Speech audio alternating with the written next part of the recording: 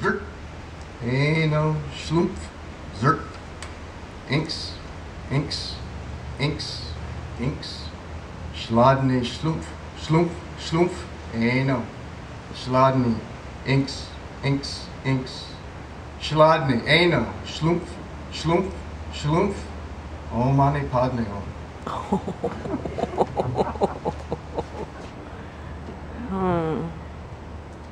So if you're thinking about animal consciousness and you're trying to convey it in language, and you're thinking about an animal that might have something going on, but maybe not a lot,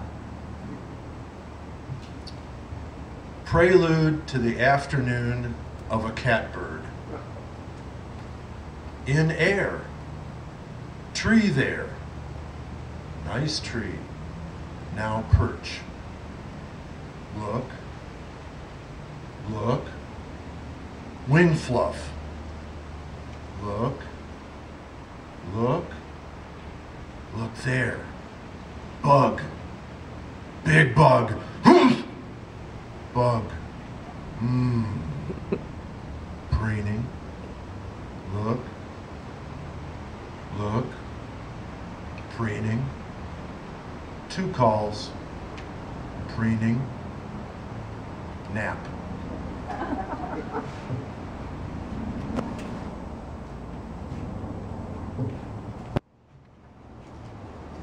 Java beetle.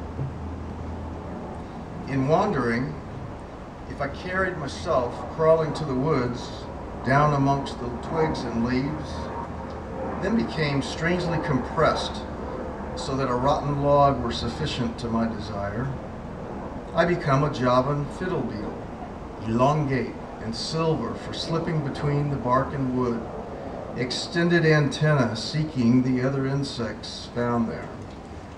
I eat and enjoy in the way only I know. Then my mind would not recognize itself. There would be no home but this one, my very world focused to a dark plane, my senses relaying information I do not understand. Even so, turning right, I find what I am after. Feeling pleasure, I press onward. Once satisfied, I stop.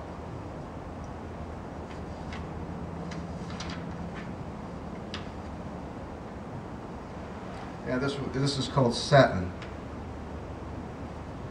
If I were a female satin bowerbird, I would be attracted to you by a quality of blue. You would have spent 3 days constructing your avenue of love, and even painted it with crushed berries, plied to the inside walls with a wad of soft bark held in your beak. There would be a welcoming entryway strewn with snail shells, flowers, bits of glass and paper, all in shades of blue, aqua, royal, indigo, for these are the only colors that matter. And I would inspect the quality of your construction, the blend of structural integrity and intensity of artistic vision. You would know it was time if I lingered in the hallway, where you would come and take me, then rudely peck at me to be on my way so you could arrange another dalliance. And I would not feel jealous, simply mesmerized by blue, and would realize that it extended to the deep purplish black of your shiny feathers, and would then go off and lay my eggs.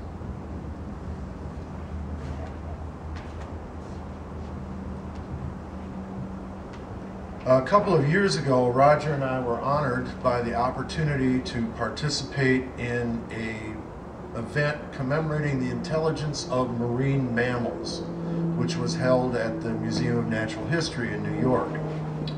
Roger was able to share his expertise about manatees, and I was given the opportunity to present poetry about the marine mammals. This all happened in the Hall of Ocean Life, which is this giant room with dioramas with the real critters, the life-size critters in the dioramas. And I was able to go around to the different dioramas and read a poem about that creature in front of the actual creature. And these are some of those poems. The first one I'm going to read is about harbor seals, and they're very active, happy, playful critters. It's funny that the diorama they have of the harbor seal shows one taking a nap. So the visuals weren't quite correct, but it worked out anyway. Harbor seals. When there's nothing they desperately need to be doing, they play.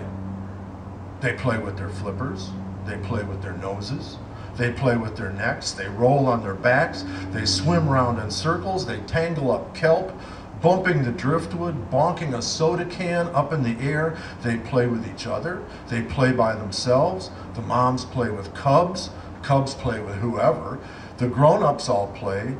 As long as there's nothing they need to be doing, they play. And if you're underwater, they might play with you. The sperm whale and the giant squid. The whale swims down straight for almost an hour. The light gone in minutes. The dark gets much colder. The pressure like granite. It finds the abyss, the sea's blindest hell. This is its business, a monstrous meal and not getting killed. Reaching with sonar, it locates the squid. The whale bites at once. Horrible tentacles with great sucking discs gouge circular scars, rake gashes in skin and grasp at the eyes. The whale keeps on biting again and again. Dark blood is flowing into the darkness. The two thrash and twist through the depth of the world where the hunger is worst. The squid's giant eye ceases, it swivels. The tentacles drift. The whale chomps and gulps, then starts its ascent through a mile of water to the place where it rests in the sun on the surface with a satisfied belly. Another day's business has been a success.